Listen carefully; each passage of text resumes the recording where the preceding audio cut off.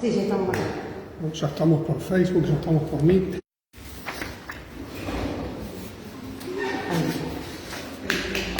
Hola, buen día. ¿Alguna pregunta sobre el trabajo para la promoción?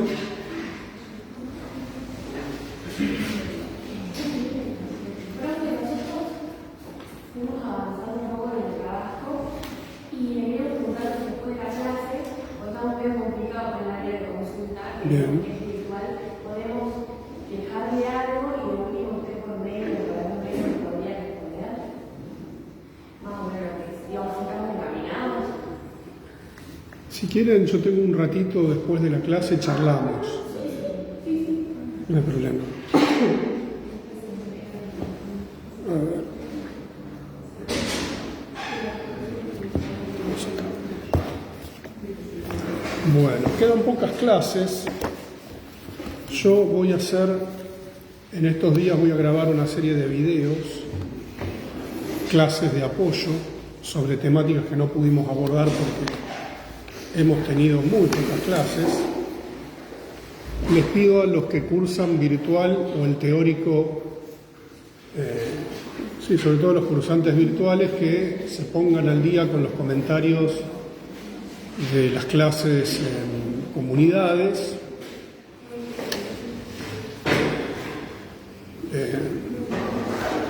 Yo el miércoles que viene no voy a venir, no va a haber clase, no va a haber teórico, pero voy a grabar algunas clases con algunos temas. Obviamente esas clases grabadas no son clases que impliquen asistencia porque son algo así como clases de apoyo, le podríamos decir, para poder desarrollar algunos temas que no se pudieron profundizar por el magro calendario académico que hemos tenido. Yo creo que con suerte vamos a llegar a las 15 clases. Y bueno, tratándose de una asignatura que tiene promoción directa, el trabajo integrador es un trabajo que tiene que dar cuenta de cierta solvencia en el manejo de la materia, por lo menos de las problemáticas centrales, etcétera, etcétera. Así que bueno, daré algunas clases extra. Sí. Hoy voy a hacer un mix, como siempre, de distintos temas. Otros años yo me he puesto a trabajar más puntilloso algunos textos, pero como tenemos tan poco tiempo, entonces mi estilo es este. Se puede coincidir o no, pero después usted va a ir encontrando en la lectura muchas de las cuestiones que se abordan en clase y a lo mejor la clase le permite focalizar qué es lo más significativo o lo más relevante. Yo lo que quiero trabajar hoy, visto que tenemos poco tiempo, lo que sería el enlace de la unidad 3 con la unidad 4.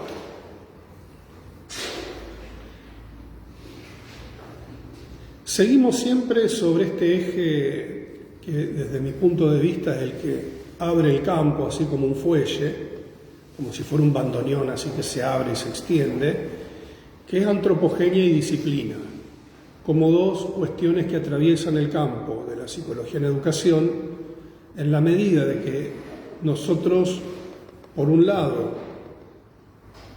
trabajamos lo que sería desde la perspectiva de Silvia Bleichmar, la constitución psíquica y la producción de subjetividad. Estoy recapitulando nuevamente algunas cuestiones que ya hemos visto. Constitución psíquica en la medida de lo que podríamos decir a grandes rasgos como una psicogénesis del pensamiento y la inteligencia humana como un prerequisito de todo proceso de aprendizaje y socialización. Y que al menos desde la perspectiva psicoanalítica que propone esta línea, este linaje, Freud, Laplanche, Silvia Bleichmar, encontramos cómo la inteligencia humana no tiene un correlato con la adaptación, sino que genera una ruptura y la adaptación se constituye en una instancia secundaria. El ser humano no nace apto para la vida. Debe adquirir por un camino, por este largo rodeo, como dice Freud en varios de sus pasajes, estas habilidades o destrezas para poder subsistir con cierta autonomía, lo cual implica un conjunto de interpelaciones intrateóricas.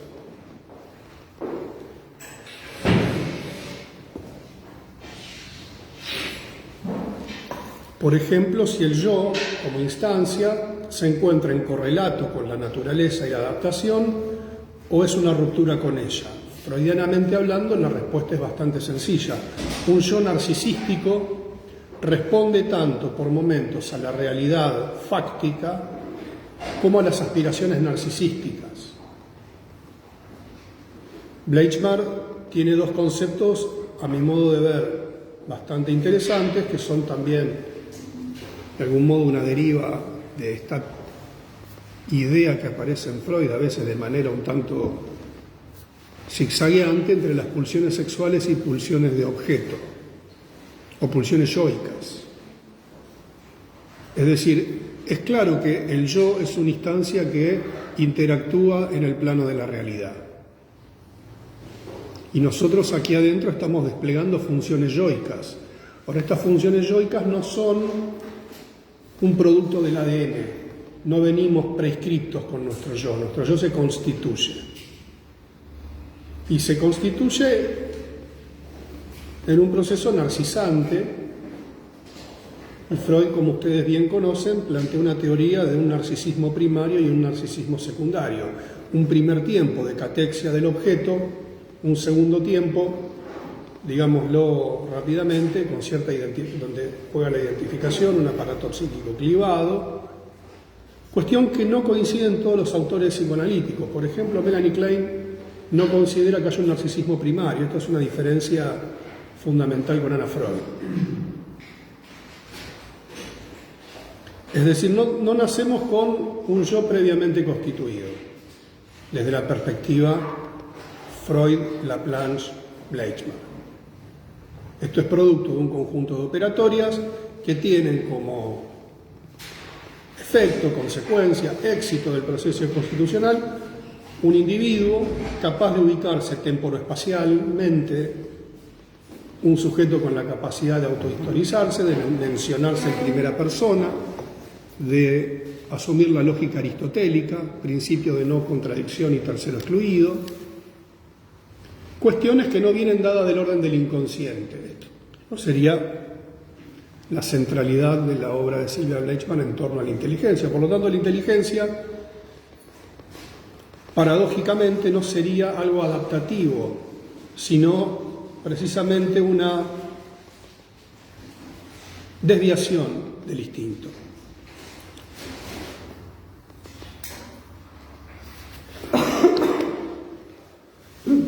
En este texto, que se publicó el año pasado, Aportes del psicoanálisis para una teoría de la inteligencia, Bleichmar dice algo que es bastante obvio.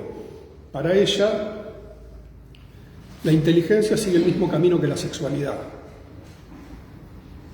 Si la sexualidad en las especies mamíferas, por lo menos, es una actividad vinculada al instinto y la reproducción, en el ser humano esto no es así.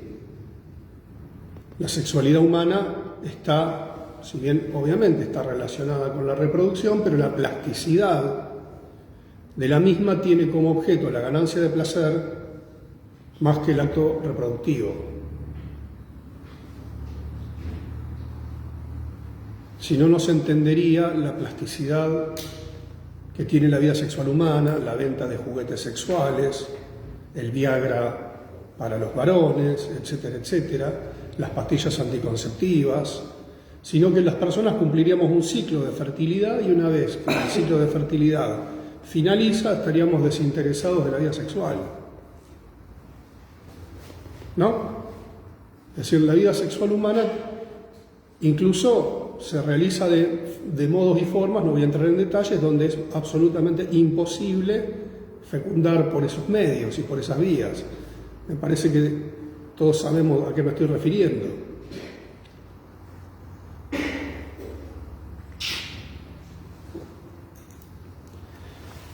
Dicho esto, encontramos que la inteligencia y el pensamiento humano abarca esta cuestión. Por lo tanto, frente a una problemática del aprendizaje, plantea Bleichmar, no es lo mismo un problema de aprendizaje que un problema del pensamiento.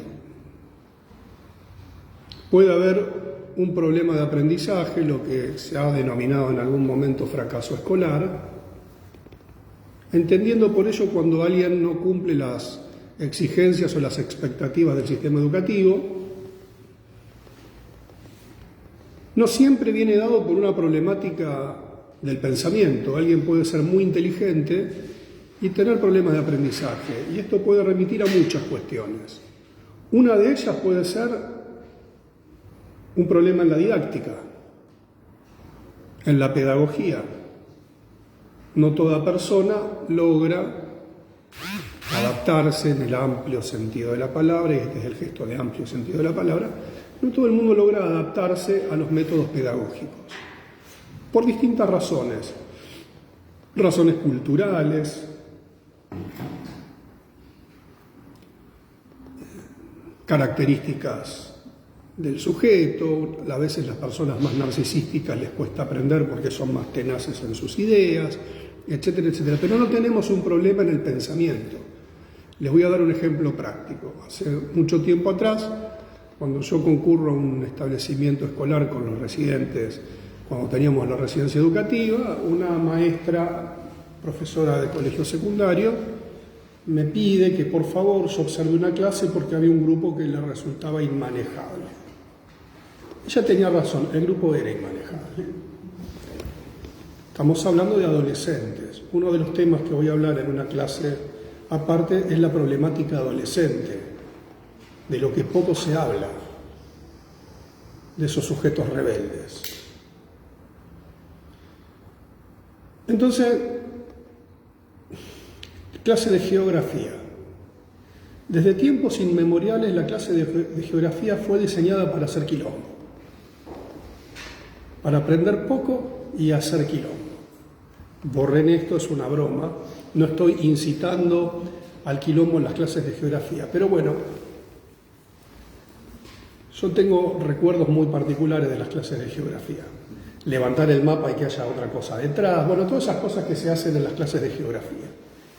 Los ríos de Europa, inventar el nombre de algún río con un nombre un tanto procaz, y esas cosas, ¿no? Alguna provincia inexistente, bueno, no importa. La cuestión es que una de las adolescentes que estaba en el grupo que debía ser observado por sus conductas antihegemónicas, digamos, todo de una manera decorosa, pregunta la profesora cuántas cataratas hay en América. Y hagamos de cuenta que yo estoy en el lugar ubicado donde estaría esta profesora y allá al fondo estaría la estudiante. Eso, la gente se junta atrás para maquilombo. Es lo mismo que sucede en el asiento de atrás del colectivo.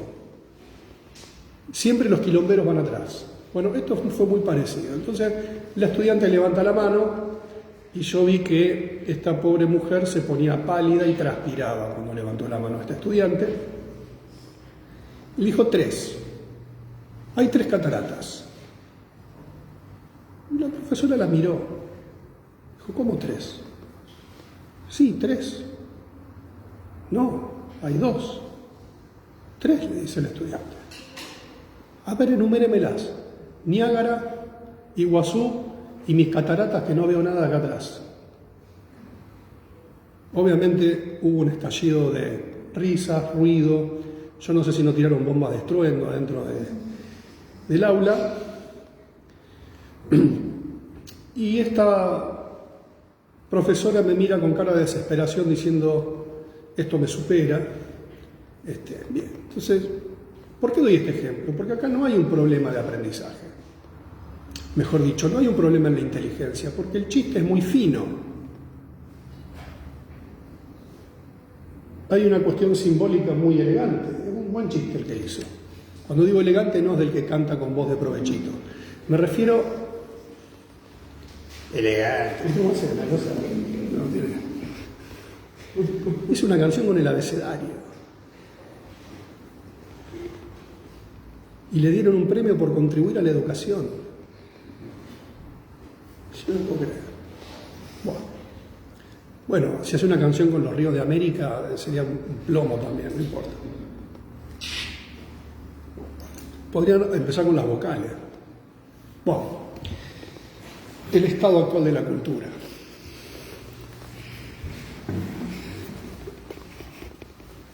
Ahí no hay un problema de pensamiento. Esa es una cuestión, llamémosle, didáctica, pedagógica, puede tener que ver con el trabajo con adolescentes, una serie de cuestiones que merecen, pero no hay un problema de constitución de la inteligencia. Ahora bien, a veces en el campo educativo se mezclan estas cosas y si bien podemos considerar que la respuesta del estudiante no fue la correcta, porque las cataratas de los ojos no son cataratas como accidentes geográficos, es otra cosa. Ahora, a veces en los discursos disciplinares estas cosas se entremezclan. Traigo este ejemplo. Ahí no hay un problema, llamémosle, de constitución de la inteligencia. En este libro, Prácticas de Salud y Educación, sus efectos en la producción de infancia, tenemos varios casos. Este es el texto de la profesora Bertaccini, de la página 127. Dice: presentaré un caso para intentar pensar cómo los diagnósticos operan en la sociedad en general y en el ámbito escolar en particular. Primer encuentro, Juan entra como a los tropiezos. No es que alguien lo empuje, tampoco es que sus pies se traben en algún accidente del piso. Lo saludo y me clava la mirada, es decir, sus ojos se fijan en los míos y los empieza a dirigir a diferentes puntos de mira que no soy yo. Yo lo sigo con mi mirada, vuelvo sus ojos a los míos y los vuelve a otro punto de mira. Si bien esto en sí mismo no es un indicador general, pero estamos viendo que hay un chico con alguna perturbación, es decir, hay una alteración del esquema corporal.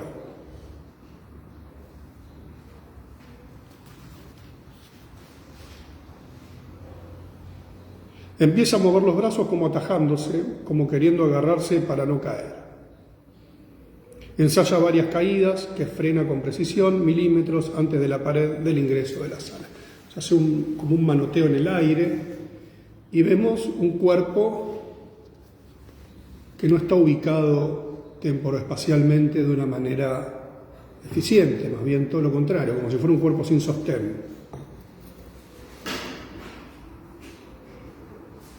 Se podría creer que se va a estampar contra la pared, pero se endereza como el más avesado contorsionista. O sea, tiene una serie de movimientos un tanto bizarros. Mide las dimensiones de la sala. Bueno, estamos viendo un caso de un chico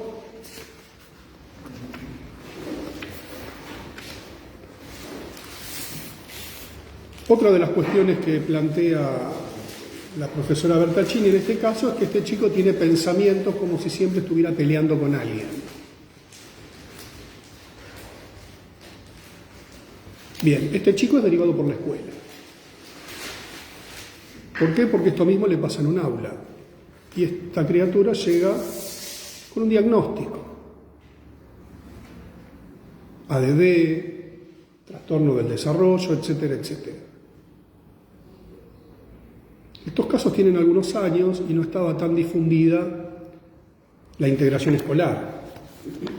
Bueno, pueden ver el caso en el texto.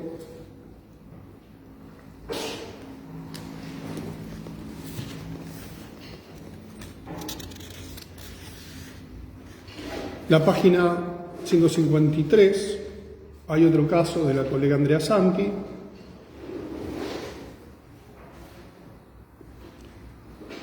Un chico de 7 años que no ha adquirido el lenguaje. Acá estamos viendo problemáticas vinculadas a la constitución, llamemos, de la inteligencia y del pensamiento.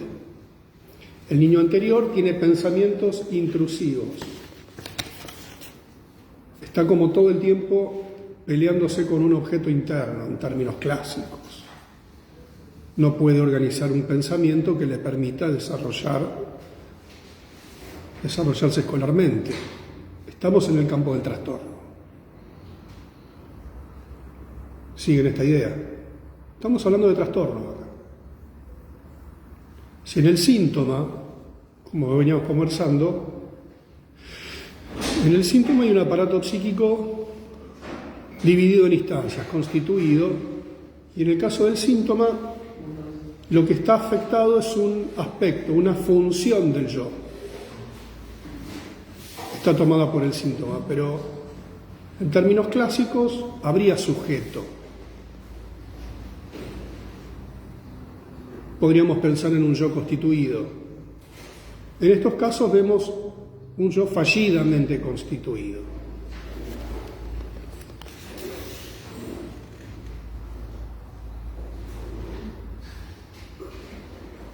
Motivo de consulta lo envía el pediatra del centro de salud porque el niño no ha adquirido el lenguaje, 7 años. No es que es tímido y no habla. No tiene lenguaje. Diagnóstico médico, nacimiento pretérmino, sin adquisición del lenguaje y pobreza de adquisición de habilidades cognitivas. Acá hay un error de pobreza en la adquisición de habilidades cognitivas. O sea, no tenemos un sujeto cognoscente aquí, aparentemente. El primer encuentro con el paciente se produce en la instancia de consultorio conjunto, es un dispositivo que se hace en algunos centros de salud, donde atendía un psicólogo con un médico. La madre concurre por derivación del pediatra del centro de salud. Bien.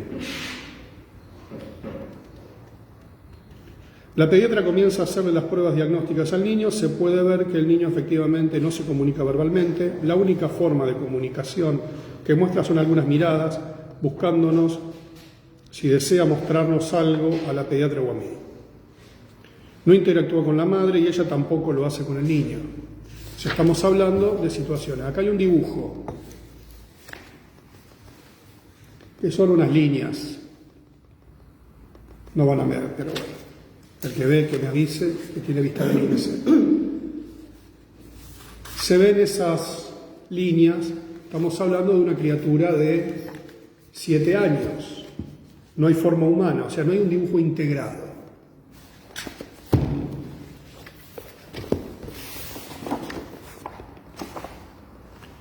Técnicas proyectivas del texto de Sellener.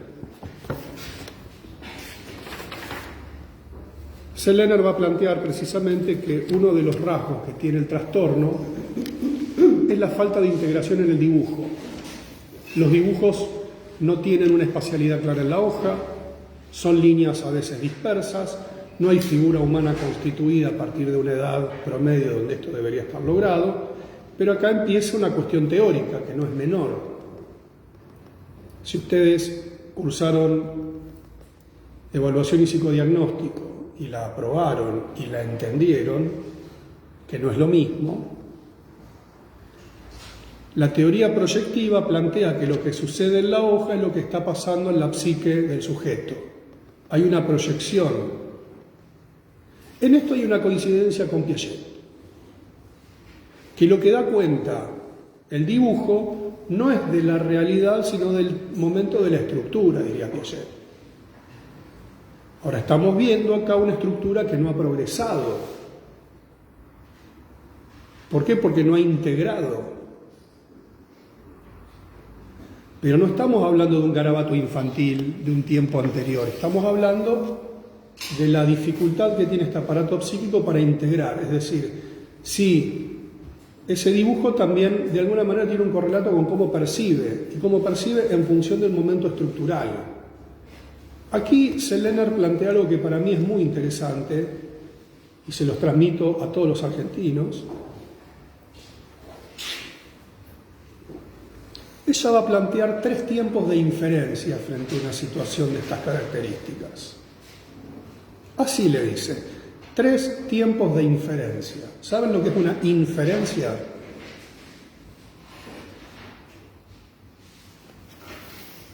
por un viaje a Disney con todas tus amigas. ¿Qué es una inferencia? Una deducción no sería una inferencia. ¿Qué más?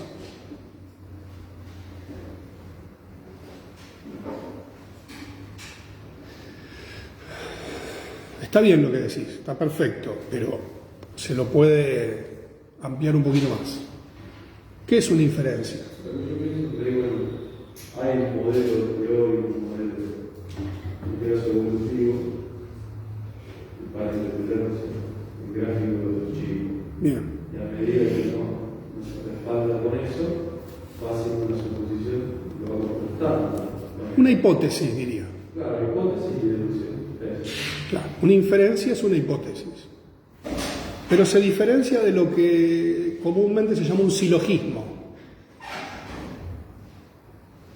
¿Qué es un silogismo?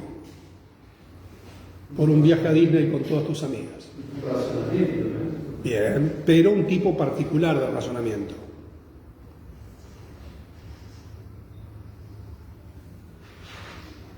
¿Y cómo es ese razonamiento silogístico? Si esto es esto, entonces esto.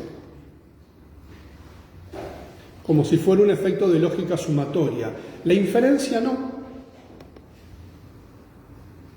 La inferencia infiere algo que no se ve a simple vista.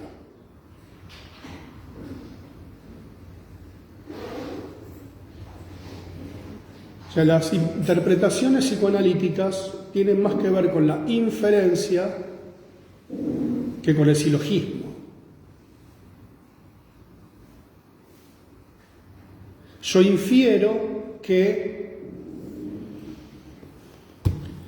la cartera es del pecho materno. Sueña con la cartera, por ejemplo, como se decía en una época, y todo elemento continente es el pecho, todo elemento agresivo, punzante, es fálico.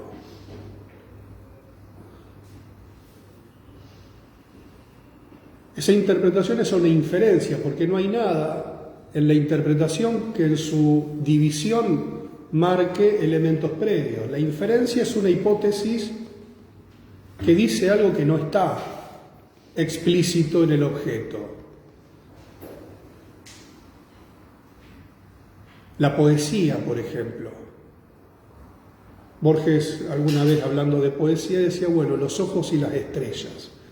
No podría decir, bueno, no hay una construcción silogística, uno infiere, hay una operación simbólica que infiere. Es una operación simbólica la inferencia, que le puede dar similar sentido a dos elementos que entre sí no tienen nada que los vincule.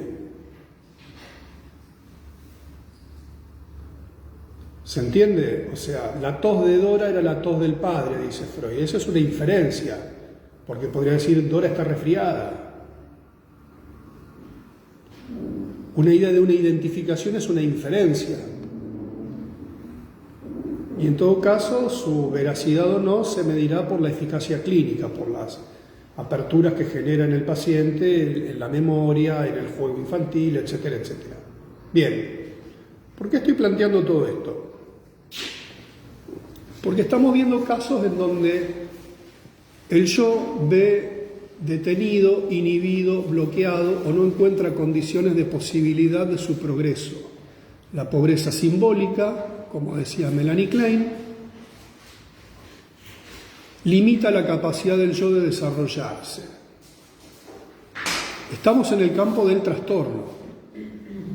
Ahora, ¿qué sucede? Y acá viene el vínculo más complejo con la unidad 4 del programa, en que estos aspectos, llamémosle el amplio campo del trastorno, tiene una correlación con lo que se suelen llamar las discapacidades.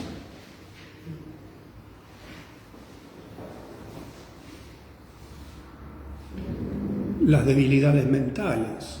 Vamos a términos clásicos.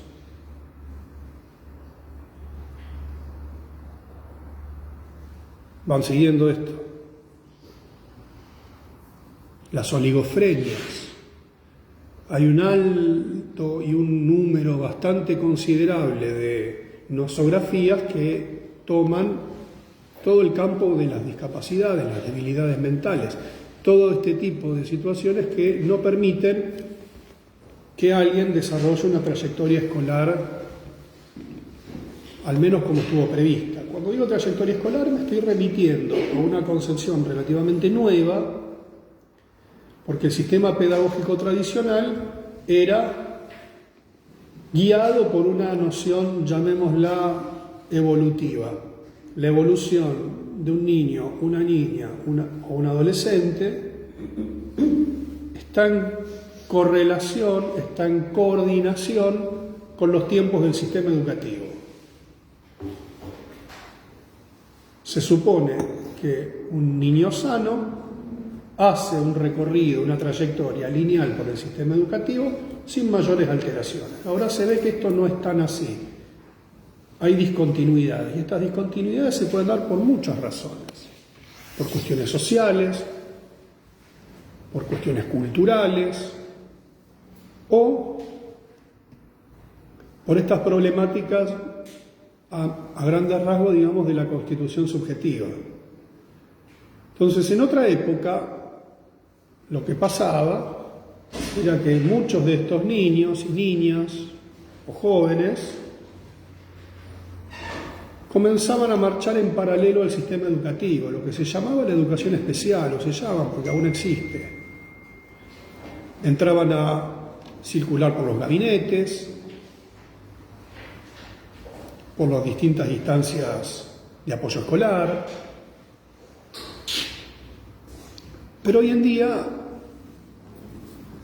se comienza a trabajar desde una línea de lo que se denomina la integración escolar. ¿Qué quiere decir? Que todo niño, niña o adolescente tiene derecho a permanecer en el sistema oficial, para decirlo de alguna manera. Y que esto se practica sostenido por, a veces, currículas adaptadas, por acompañamientos terapéuticos, por distintos niveles de apoyo escolar, etcétera, etcétera, y se intenta que nadie vaya hacia la educación especial. Y esto no es sin ciertas cuestiones que merecen especial atención. Si bien ha habido grandes progresos en un montón de cosas, porque voy a dar un ejemplo que puede ser conocido. Antes, un chico que tenía un diagnóstico de síndrome de Down estaba condenado al ostracismo, por lo tanto había un deterioro subjetivo en estos chicos terrible. Obviamente que lo que digo a continuación no es una frase que sostengo, pero era una frase muy conocida, el hijo bobo, que lo tenían escondido. Esto pasaba, sigue pasando, pero no está bien visto. Antes era la vergüenza de la familia, un chico con una dificultad era un motivo de tener esta pobre criatura. Ustedes imagínense el impacto en la subjetividad que tiene ocupar ese lugar.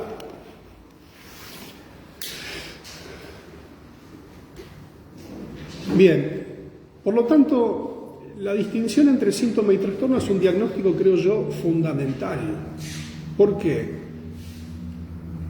Porque permite entender dónde estamos parados. Ahora, un trastorno puede tener causas biológicas, sí puede, pero es condición necesaria, pero no suficiente. Hay chicos que, por alguna cuestión de anoxia en el parto, o por alguna razón, tienen lesiones cerebrales que afectan su funcionamiento, sin embargo, pueden constituirse a grandes rasgos en sujetos.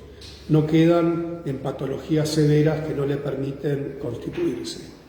Otra problemática que está de moda, qué feo que decir que está de moda, es el autismo. La proliferación de diagnóstico de Asperger. Autismo, espectro autista, etcétera, etcétera, y las presiones que ejercen también los fuertes, yo diría, organismos de padres, madres, familiares de estos chicos.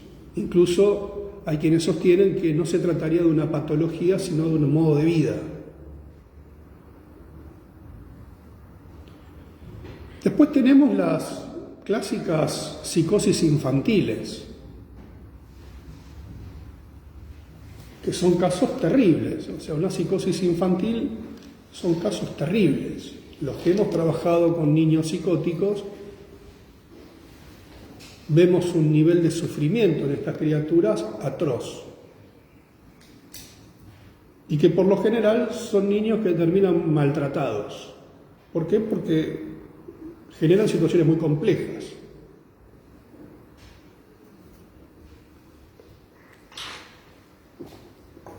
Esto es casi en el plano anecdótico, pero el tema de la integración escolar no es un tema menor. Cuento una pequeña anécdota. Hacía un tiempo yo iba caminando por la calle, no me acuerdo haciendo muy bien qué, y me encuentro con un graduado de la carrera que fue alumno mío tanto en la residencia como en esta asignatura, cuando teníamos la residencia educativa, y me cuenta que estaba trabajando en una escuela de una colectividad chica y que estaba como acompañante terapéutico en un proceso de integración escolar de un chico que, con las pocas palabras que me describió, estaba severamente perturbado. Bueno, cuando quieras, contame. Vino, charlamos del material y me comentó algo que a mí me impactó. Me dijo, la clase debe tener 15 alumnos, 10 tienen un acompañante. Parecía la clase en la escuela del Chavo, con niños y adultos. Ahora, es un poco extraño la situación. Hay un caso muy dramático de un chico que tenía, la escuela decía que tenía espectro autista, para mí tenía más componentes de una psicosis infantil que un espectro autista, etcétera, etcétera. No voy a discutir la fineza del diagnóstico, pero claramente era un chico que con un sufrimiento muy intenso, también una serie de episodios terribles en su vida. Bueno, no importa eso. Sí importa, digo, no importa para contarlo acá. Y como suele suceder, esto está narrado en el texto de Marisa Punta Rodulfo, que está en el programa, era un claro objeto de la medicalización. Esto también figura en Panorama de Psicología en Educación. ¿Qué quiere decir? Este chico, por sus afecciones, iba a equitación, aprendía inglés, violín, iba a la psicóloga, a la psicopedagoga, iba a gimnasia artística, gimnasia rítmica, natación, boxeo para liberar la agresividad, dibujo para plasmar su imaginación permanente en un papel, y además iba a la escuela con 2 ayudantes. Cuando este chico empieza a estar un poco mejor, y realmente esto me genera una gran emoción contar esto, pide ir a hablar con la directora de la escuela.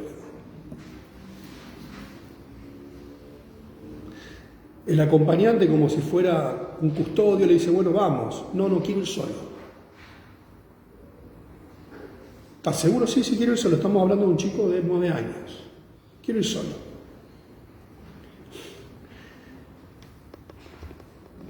Perdón que lo exprese de esta manera, pero este chico era un poco el personaje de la escuela. Un chico que estaba por momentos delirado, es decir, así como lo querían y le tenían compasión, también era un chico maltratado, muy maltratado, porque para los compañeros que le aplicaban lo que hoy conocemos como el bullying, un compañerito psicótico también le ofrece un costado muy ominoso. No cualquiera puede convivir y compartir espacio con un chico de estas características sin que haya, llamemos, como una transmisión de un contenido traumático. Entonces, lo que aparecen como victimarios, sus compañeros también, de alguna manera, esa convivencia le genera algún tipo de vivencia inquietante. Y la agresividad a veces es un modo de defenderse de la locura. Podemos volver a usar la palabra locura, que parecería que nadie más está loco en este mundo. Digo locura con respeto, como el objeto de un gran sufrimiento, no lo estoy planteando como una cuestión a normativizar, sino como un estado de sufrimiento continuo y de no tener recursos propios para estabilizarse frente a estos embates. La cosa es que este chico pide hablar con la directora, le dice a su custodio que no vaya con él, se sienta frente a la directora: hola, Pepito, ¿cómo estás? Bien, quiero pedirle una cosa. Era un chico que hablaba con un lenguaje robotizado, esas voces metálicas que a veces tienen estas criaturas. Le dice a la directora: por favor, no me ayuden más.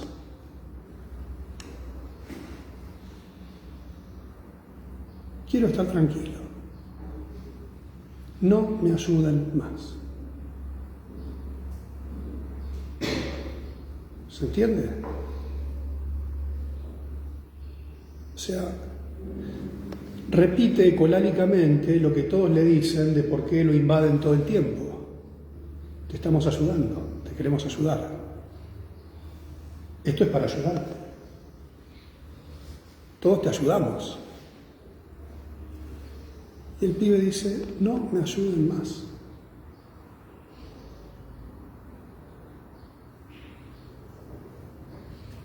No sé, para ustedes, para mí es muy fuerte. Está diciendo: me están matando. Es decir, aún en este tipo de afecciones encontramos salud. Eso, lo que hizo ese chico es salud. Ahora, ¿cómo es leído esto en el plano institucional? Y acá viene el enlace con la unidad 4.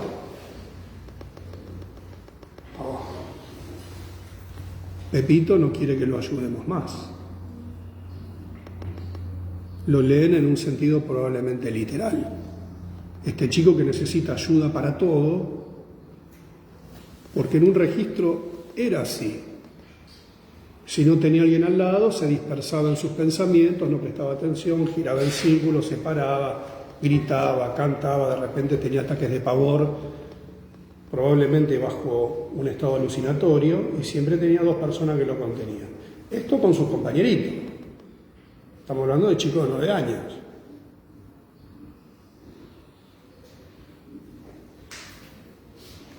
No me ayuden más. Quiero estar tranquilo.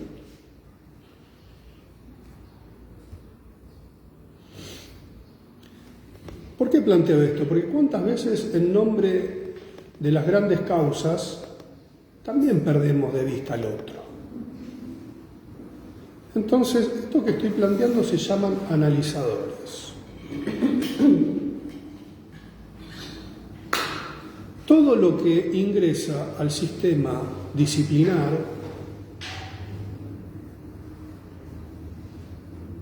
como el rey Misas, que todo lo que tocaba lo convertía en oro, la biopolítica todo lo que toca lo disciplina. Y esto es así, créanmelo, como en la iglesia. La biopolítica todo lo que toca lo disciplina y lo ingresa a los registros del discurso disciplinar normativizante. Esos son los planteos del Semanuele de la Unidad 1, el discurso pedagógico. El discurso pedagógico todo lo que toca lo disciplina. ¿Qué quiere decir que lo disciplina? Que lo transcribe al régimen de microfísica del poder que sujeta los cuerpos en el plano institucional.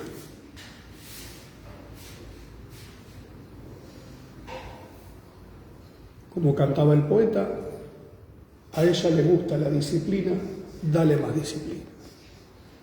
La biopolítica todo lo que toca lo disciplina, todo lo que pasa por esa puerta lo disciplina.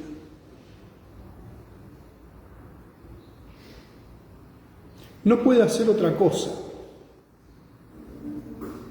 Por lo tanto, lo que este chico denuncia, sin darse cuenta, es una operatoria del poder. Todo lo que le hacen para ayudarlo, a él le incrementa el sufrimiento. Es terrible.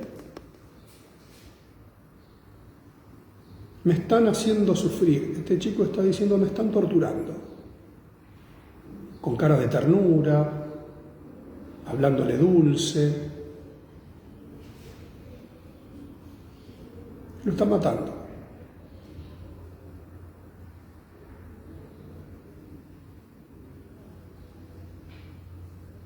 Pero todo esto se hace por su bien. Todos lo queremos ayudar. Pero ¿de dónde lo estamos ayudando? ¿Desde nuestros parámetros? ¿O desde lo que a él le pasa?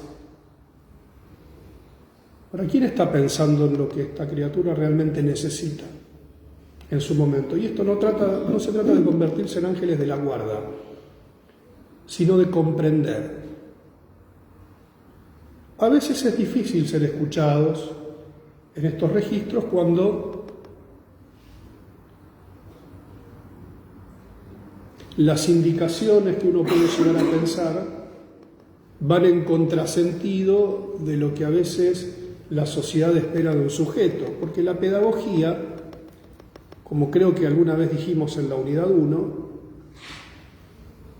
el discurso pedagógico, para ser más profundos en la terminología, parte de la idea de un sujeto ya constituido.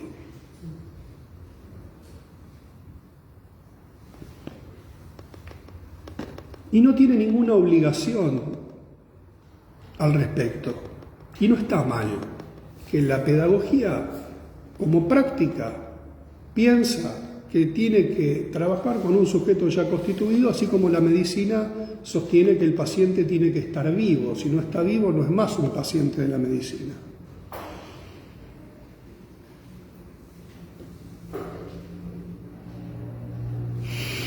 Uno no se puede curar a un fallecido, ya se murió, no tiene retorno, salvo en Facebook, que siguen dando vuelta. Qué terrible que cuando aparece el cumpleaños de un fallecido en Facebook, decir, Dios mío, hemos descubierto la vida eterna. Y la gente lo saluda. Feliz cumpleaños. Y dice, che, pero... Bueno, no importa. Pensé un montón de cosas que no puedo decir.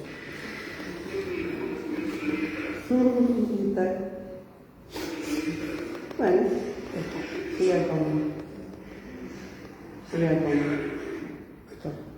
Estamos repitiendo en la tele para el VAR, está revisando la jugada, si lo que dije o no está en offside. Bien, entonces, ¿qué nos encontramos? Con que el diagnóstico es una categoría compleja. El diagnóstico puede significar tanto, como se suele decir, ese encasillamiento de una persona por la cual a partir de allí se realizan un conjunto de prácticas y esto se traduce al lenguaje disciplinar. Se convierte, todo lo que toca lo convierte en normatividad. O podemos pensar en otro modo de diagnóstico en el cual nosotros pensamos en qué momento constitutivo está este sujeto y cuáles son sus necesidades acordes a ese tiempo constituido.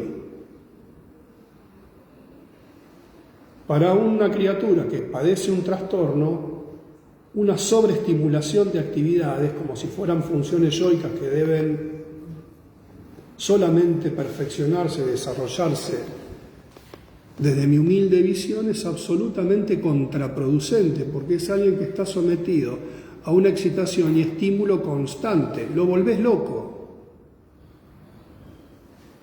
Lo volvés loco. Y lo digo mirando a la cámara. Lo volvés loco, lo enloqueces.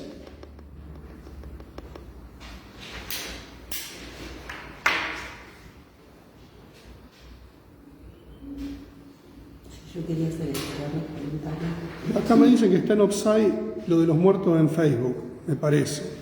Hay que leerlo en la misma clave ritual que las visitas a los cementerios. Bueno, es discutible, pero no importa.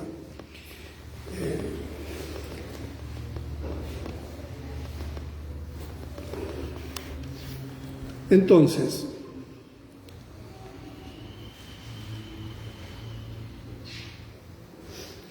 a lo que me refería Daniel no es que la gente le deja palabras de homenaje, sino que lo saludan como si estuviera vivo. A eso me refiero, pero bueno, eso es otro tema. Pero está bien, son otras cuestiones. Antes de esta deriva, ¿en qué estábamos hablando? Me perdí. Diagnóstico. Bien.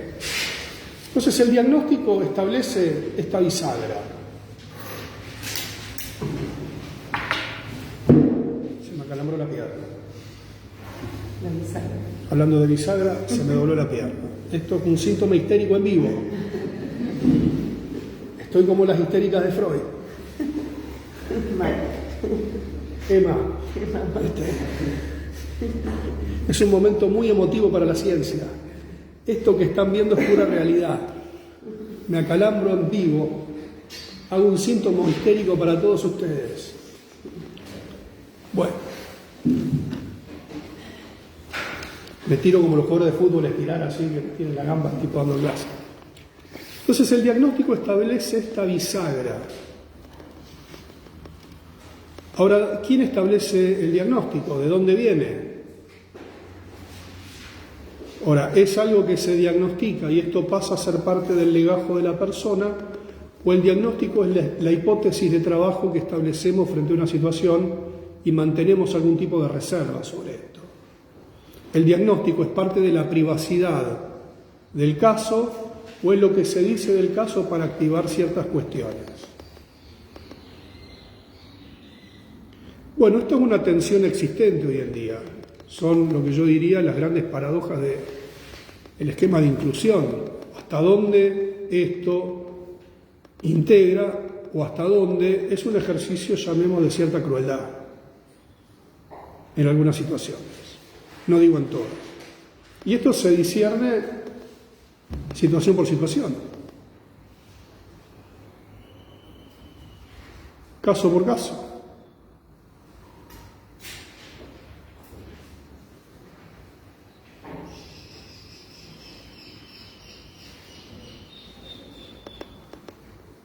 ¿Se entiende? Sí, como que muchas veces se termina como incluyendo dentro del mismo aula el chico tiene un acompañante, otra persona, porque hay tres personas que están con él en el aula y no permite que se sienta igual que sus compañeros o integrado. Y muchas veces sucede eso. Acá estamos bien.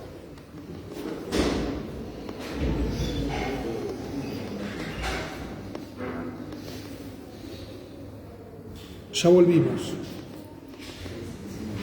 Bueno, por lo tanto el diagnóstico merece esta amplitud conceptual, es decir, estamos acostumbrados a escuchar que el diagnóstico encasilla, que el diagnóstico... Bueno, este es un tipo de diagnóstico. Cuando vemos estos casos observamos situaciones clínicas muy dramáticas, en algunos casos, y en otros no. Ahora bien,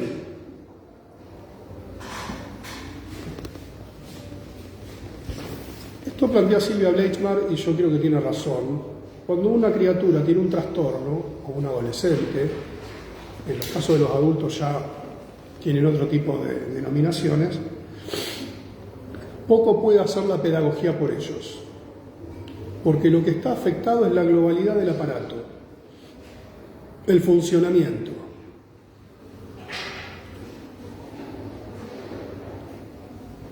Pueden aprender estos niños algunas cosas, algunas funciones, pero lo que no se activa es lo que ella llama el pensamiento en el sentido del pensamiento simbólico. Ahora que la escaloneta tomó envión, una vez alguien me preguntó que había leído un artículo de que Messi sí podía ser autista o tener algún tipo de espectro autista. Esto fue algo que en algún momento se dijo. Si este muchacho fuese autista o tuviese un espectro autista, por ejemplo, empezaría el partido de fútbol y terminaría en cualquier momento. Si suena el silbato, él seguiría jugando el partido, o le agarra un ataque una crisis porque le sacan la pelota porque terminó el partido. Haría goles en ambos arcos. correría para un lado, correría para el otro. Me hace acordar a un compañero de la secundaria que jugaba así, pero eso es otra historia.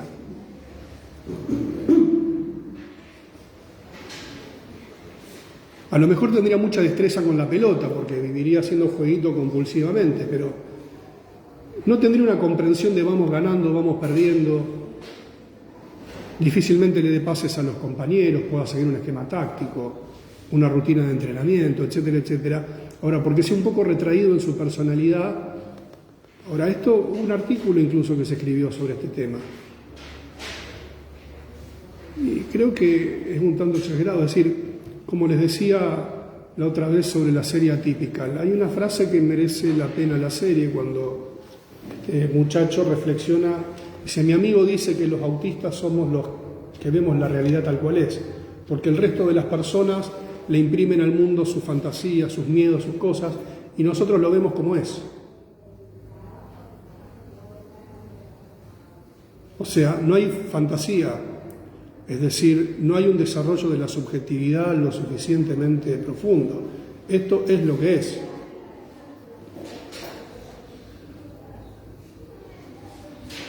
Tempranamente estas cuestiones se pueden ir viendo, por ejemplo, en la capacidad del juego. ¿Qué tipo de juego desarrolla un niño? Si desarrolla un juego con cierta amplitud simbólica o el juguete es la cosa. Por ejemplo, era mi idea en esta asignatura tratar de introducir algunas cuestiones de lo que antiguamente se llamaba psicopatología infanto-juvenil como para poder discernir. Ahora, hay muchos tipos de trastornos. Otro que es bastante complejo son las dislexias, de lo que se habla poco. Las teorías cognitivo-conductuales las plantean como una cuestión, llamémosle, del orden cerebral, como un desorden perceptual. Ahora bien, esto merecería algún tipo de desarrollo. ¿Saben lo que es una dislexia? ¿Qué sería una dislexia?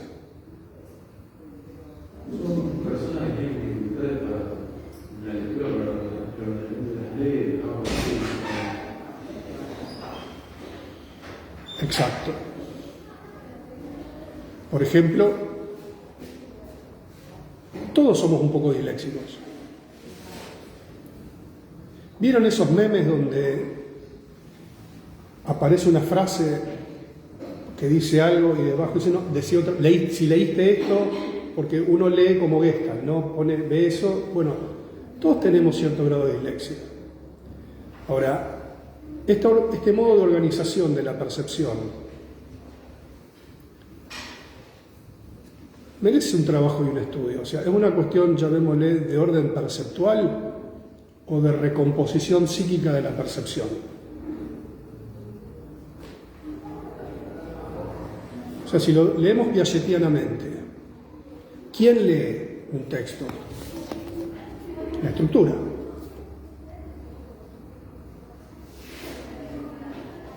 Nosotros cuando leemos no solamente leemos, también proyectamos.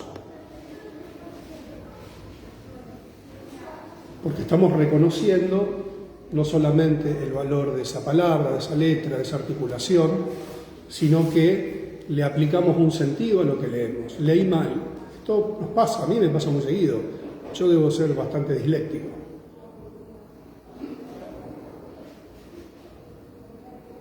Uno cuando percibe proyecta, porque uno reconoce las cosas. Cuando reconocemos las cosas, de alguna manera estamos proyectando, estamos interpretando. Nuestra psique, si la pudiéramos despojar de subjetividad y hablar netamente en términos cerebrales, ¿qué es percibir? Yo en este momento no estaría viendo una clase, personas, esto es un sentido que yo le doy desde mi propia subjetividad.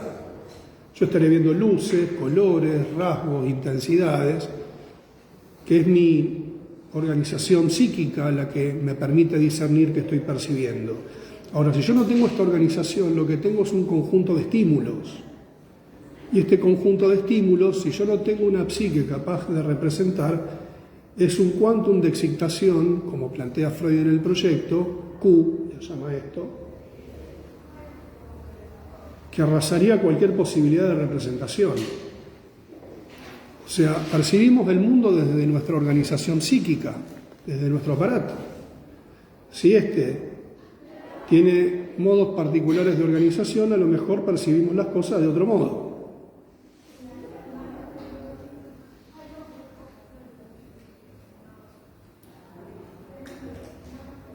Ahora, ¿la dislexia es un trastorno? Yo creo que no.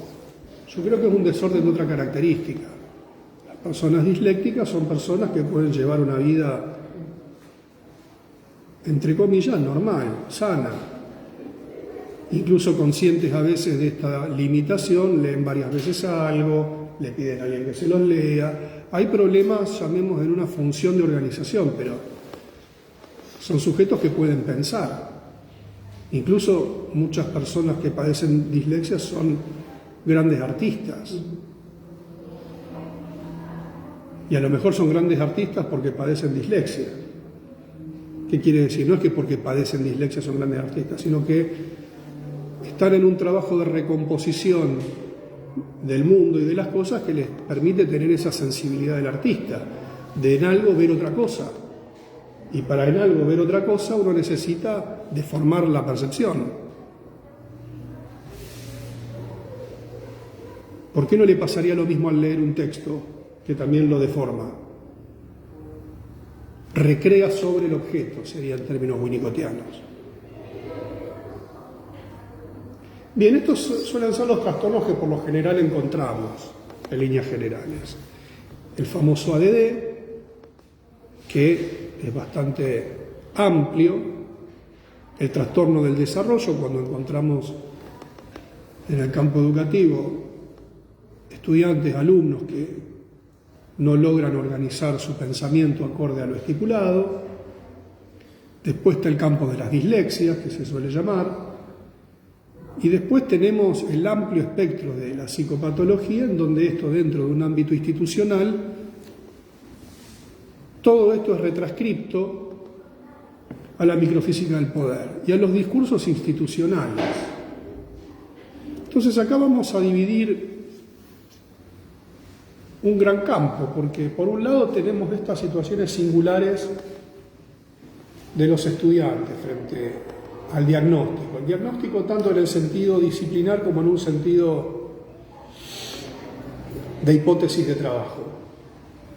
Pero después lo que sucede es cómo esto se inscribe fuertemente en la dinámica institucional. Por lo tanto, acá aparece el otro esquema de intervención que la psicología en educación tiene a su cargo, que es la lectura institucional. Y para ello vamos a remitirnos al análisis institucional francés, que vamos solamente a esbozar algunas cuestiones.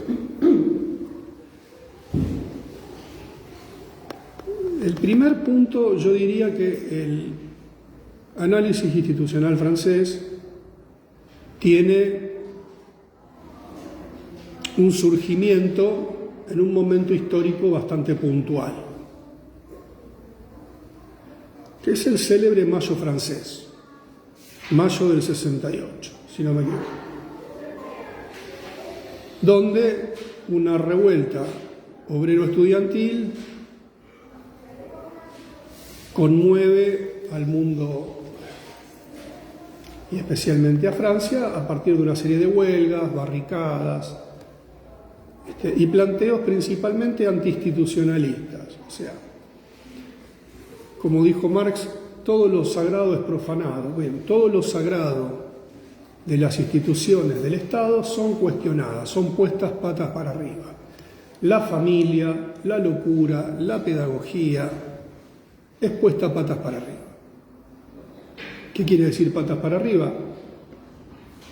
Un tenaz cuestionamiento de lo instituido, de lo normativo. Y este contexto no es un contexto cualquiera. Francia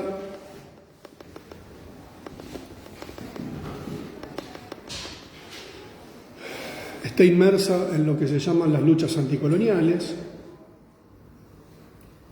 Tenemos la guerra de Vietnam, tenemos focos revolucionarios en varios lugares del mundo, tenemos también la revuelta de Praga, donde no se la conoce tanto, se habla más del Mayo francés, pero la primavera de Praga fue, a mi modo de ver, un momento mucho más complejo, porque los tanques de Khrushchev aplastaron la manifestación que pedían un socialismo más abierto. Hay una vieja foto que anda dando vuelta donde a un tanque ruso, creo que es un T-34, le ponen una flor en el cañón y esa foto trascendió. Bueno, el tanque siguió avanzando y me parece que el que puso la flor si no se corrió, el tanque le pasó por encima. Había revueltas en África, de las que poco se sabe, en América ni hablar. Tuvimos la Revolución Cubana, estaban los... Bueno, el mundo cuestionaba fuertemente un montón de cosas, entre ellas las instituciones troncales del Estado. Otra cuestión eran las guerras coloniales. Y también yo no descartaría otro elemento que también estaba en juego, tras las consignas como la imaginación al poder, paz y amor, lo que fue el recital de Woodstock, por ejemplo, más o menos por esa época, son entre el 68 y los primeros años de los años 70, es la juventud al poder. Y esto prolifera en una corriente de pensamiento bastante amplia, y yo diría por momentos ambigua, que fue el movimiento hippie. Peace and Love, la apertura, digamos, el cuestionamiento de todo lo que restringe el placer, el consumo de drogas, etcétera, etcétera. Todos los movimientos insurgentes que comienzan a aparecer cuestionan fuertemente lo normativo y en ello a las instituciones. En ese contexto del Mayo francés y en los años posteriores se desarrolla una teoría, yo diría, bastante compleja del poder. Sobre todo la intelectualidad francesa se debate entre el estructuralismo, con muy fuerte peso, y el otro tema que entra en juego, yo diría que es la teoría del poder de Foucault. Yo creo que el gran teórico, aunque no participó y hablaba peste del Mayo francés, fue Michel Foucault.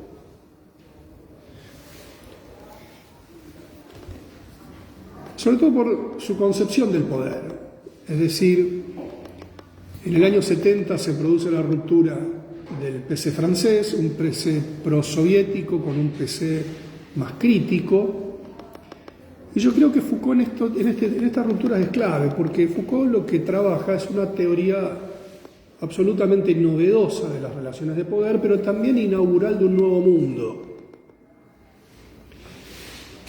Hasta la teoría de Foucault yo diría que el poder tiene una concepción gravitatoria.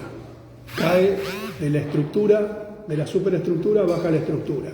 El Urbil, que decía Marx. Esta superestructura que drena hacia abajo. Este aparato jurídico-político, decía. Bien. Estamos hablando de los hijos de la Segunda Guerra Mundial, los hijos de la ocupación nazi. Pensemos, año 68, la guerra terminó en el 45, 20 años después, tenemos esta revolución cultural. Esto no podría haber sucedido sin los horrores de la guerra, sin estar inmersos en un mundo bipolar. Bipolar no de la bipolaridad que conocemos maníaco-depresiva, aunque se pueda jugar metafóricamente. Estamos hablando de la posibilidad de una guerra atómica y que se aprieta un botón, salen los cohetes para todos lados y todo lo que conocemos desaparece. Las primeras películas dispóticas del día después, las películas horrorosas eran todas esas. ¿Qué pasaría si después de una guerra nuclear? No, los que les guste Mad Max, por ejemplo, Las primeras están basadas en un mundo post-atómico, etcétera, etcétera. O sea, el mundo se destruye. ¿Qué quedaría de la humanidad? Vivíamos... Terminator, ¿se acuerdan de Terminator? Bueno, tiene esa... año 82, pero Terminator. Bueno, la ciencia ficción empieza a pensar cómo sería un mundo después de una debacle nuclear. La escalada de violencia en Ucrania también, en un punto, devolvió la hipótesis de una posibilidad de una guerra nuclear. Bueno.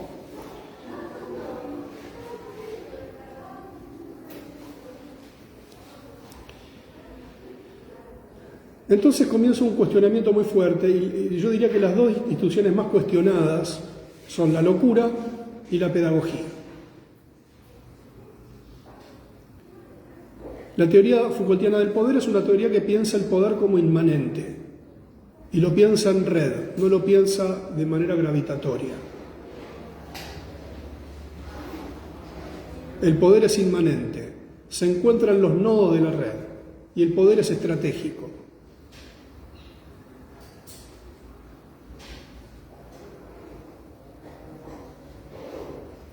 Foucault tiene una primera idea del poder como coacción, pero después dirá que el poder es lo que posibilita esta famosa palabra que suena a cada rato, que es el empoderamiento, el empowerment, que es un concepto de la psicología social comunitaria, como lo piensan ellos, pero empoderar algo.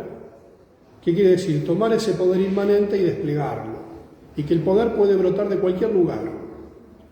Por lo tanto, lo que plantea, a diferencia de las teorías clásicas, es que no hace falta tomar el Estado. Si uno recuerda el clásico de Althusser, Ideología y aparato ideológico del Estado, todo es a partir de tomar el Estado. Bien, acá tenemos un poder que está en una instancia de diseminación. Esta idea es tomada por Deleuze, y yo les recomiendo que lean de Deleuze que es un dispositivo. Porque el poder, si lo tomamos Foucaultianamente hablando, se cristaliza en las instituciones.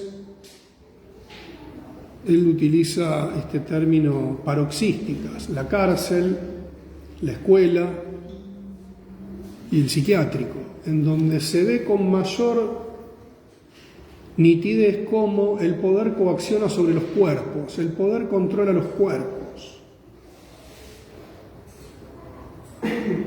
Y en esto va a producir una serie de desarrollos más que interesantes.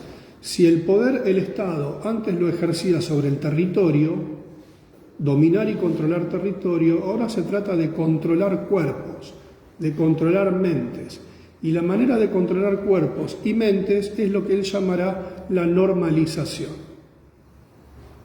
Con esta idea, lo que plantea Foucault es que el poder se ejerce, digámoslo de esta manera, con la anuencia de las personas.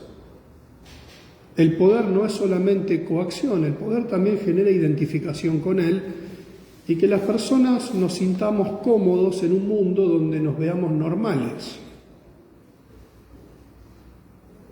Y que la división entre lo normal y lo patológico es donde encontramos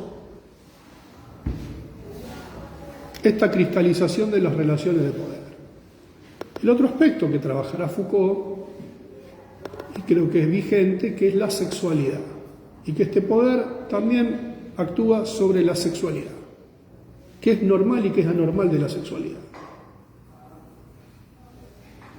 Después, bueno, Foucault, como todo genio, también tuvo sus erratas, apoya la revolución iraní, los va a visitar, y cuando los iraníes toman conocimiento de que Foucault era un ferviente militante homosexual, lo corrieron hasta París, porque el régimen iraní del Ayatollah Khomeini no simpatizaba con las nuevas aperturas que se venían dando. Bueno, son las contradicciones que implica, o sea, el hecho de que la revolución iraní haya derrocado al gobierno pro-occidental, pro-norteamericano del Shah, no significaba que esta reafirmación en los términos del Islam político sea una apertura en todos los campos. Bueno, digo, para pintar un poco, Foucault creo que es uno de los primeros fallecidos de HIV conocidos. Muere relativamente joven. Yo no me acuerdo en qué año murió Foucault.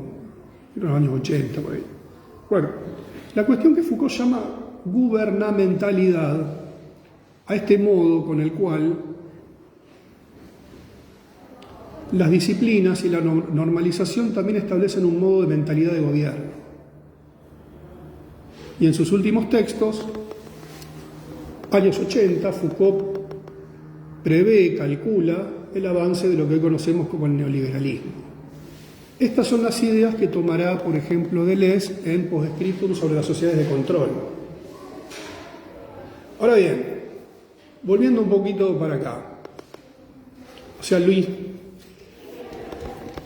hay dos conceptos que nosotros tenemos siempre como en un primer tiempo del análisis institucional que merece todo un desarrollo, que es la distinción entre pedido y demanda. ¿Conocen esta distinción? ¿Han escuchado hablar de ella?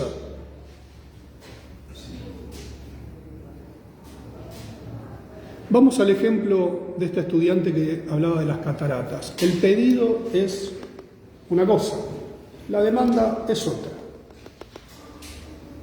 El pedido, por lo general, se establece bajo los términos y condiciones, dicho rápidamente, del discurso hegemónico, con lo que implica discurso hegemónico, bastante amplio también.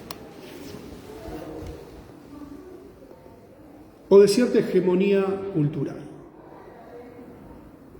Esta chica no aprende, vos le decís las cataratas y te habla de cualquier cosa. Bien, esto es el pedido. El pedido se realiza en los términos del discurso hegemónico, por lo general bajo las condiciones discursivas de la normalización. Ahora, la demanda es otra cosa. Es decir, los analistas institucionales, Gouraud, Lapasade, que venían del campo de la sociología, se toman especialmente del psicoanálisis lacaniano, en donde a partir de esta noción de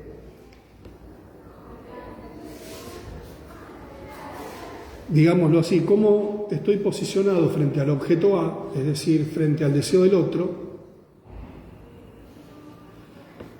el pedido implica algún tipo de, digamos, en el pedido se produce un despliegue transferencial. Y en ese despliegue transferencial no solamente yo te estoy pidiendo lo que te estoy pidiendo, sino que te estoy ubicando en un lugar de objeto A. Es decir, de objeto de deseo. Y en ese lugar de objeto de deseo, lo digo rápidamente, se proyecta lo que llamaríamos cierta fantasmática institucional. Por ejemplo, en esta profesora, el pedido puede ser: enderezame a esta insurrecta, aplicarle una técnica psicológica para que esta chica se normalice. Ahora, la demanda puede ser: sácame de acá, no soporto más, no entiendo, ayúdame a entender. Yo quería ser bombero y terminé siendo profesora de geografía. Me dejó mi pareja hace poco y estoy muy angustiada, y esto me angustia, bueno, lo que sea. La demanda tiene que ver con el orden fantasmático, y que es una dimensión de la realidad diferente. Ahora, esta fantasmatización no es la fantasmatización edípica. ¡Chan! El chan es muy importante. No estamos hablando de la singularidad de esta persona, estamos hablando de cómo esta persona está atravesada por el discurso disciplinar y traza una distancia inconciliable entre su deseo y el ideal. Chan. La institución tiene un ideal institucional: educar. Con todo el edificio que eso implica, formar ciudadanos, etcétera, etcétera. Ahora, este ideal es un ideal que, como todo ideal, ¿Qué decía Freud de los ideales? No se cumple, no se alcanza. Está bien, pero eso es porque a él todo le salía mal. Yo no sé si para todos es así. Pero está bien lo que decís, fue un chiste. ¿Qué pasa con los ideales? ¿De dónde viene el ideal? ¿Qué instancia psíquica representan los ideales? Exacto, el super yo, es mandato. Y este mandato genera una tensión entre, llamemos, la situación real y el ideal. Y aquí es donde esta relación de poder ejerce fuerza. En la medida de que implanta un ideal que fuerza por cumplirse, y en esa fuerza por cumplirse tiene un efecto alienante en las personas. Cumplir con el ideal institucional. Y en la medida de que cumplimos con el ideal institucional, ideológico o de lo que sea, y estoy iluminado cuando digo esto, ejercemos poder y ejercemos coacción.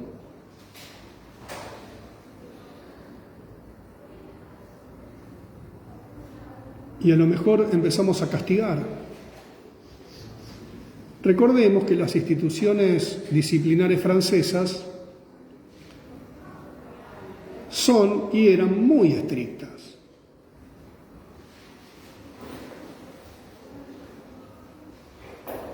La pedagogía europea era una pedagogía mucho más estricta de la que tenemos acá.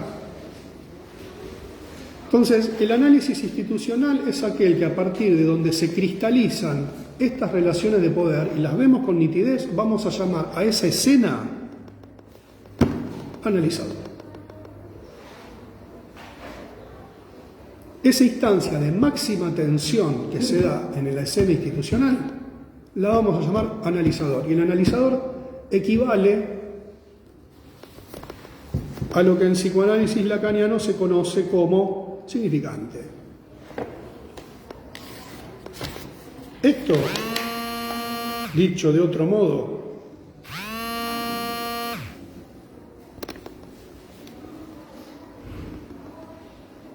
en el capítulo de Vigilar y Alimentar, titulado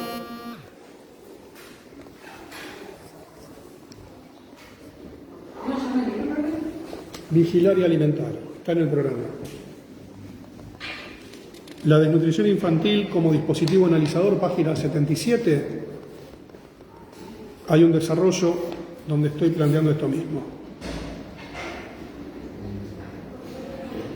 No lo voy a leer ahora porque no tenemos más tiempo y vamos a tener que dejar el aula. Pero esto lo voy a ampliar en estas clases especiales. El libro con el caso de los niños, ¿cómo se llama? Prácticas en salud y educación, sus efectos en la construcción de infancias, está en el programa y estoy leyendo los capítulos del programa. Van a tener un montón de casos si quieren verlos. En Vigilar y Alimentar también, la parte de los casos clínicos, son todos chicos con, lo que yo planteo es que la desnutrición infantil también está vinculada a la pobreza yoica, donde muchas veces uno de los grandes temas que se trabaja sobre todo en el área de promoción social y las poblaciones vulnerables es si la desnutrición infantil tiene incidencia o no en la capacidad cognitiva posterior de los niños, como si la desnutrición generara débiles mentales, dicho a grandes rasgos. Bueno, dejamos aquí por hoy. Recuerden que el miércoles que viene no hay clases, yo no doy teórico por el Yom Kippur. Bueno, La asistencia. la asistencia, por favor.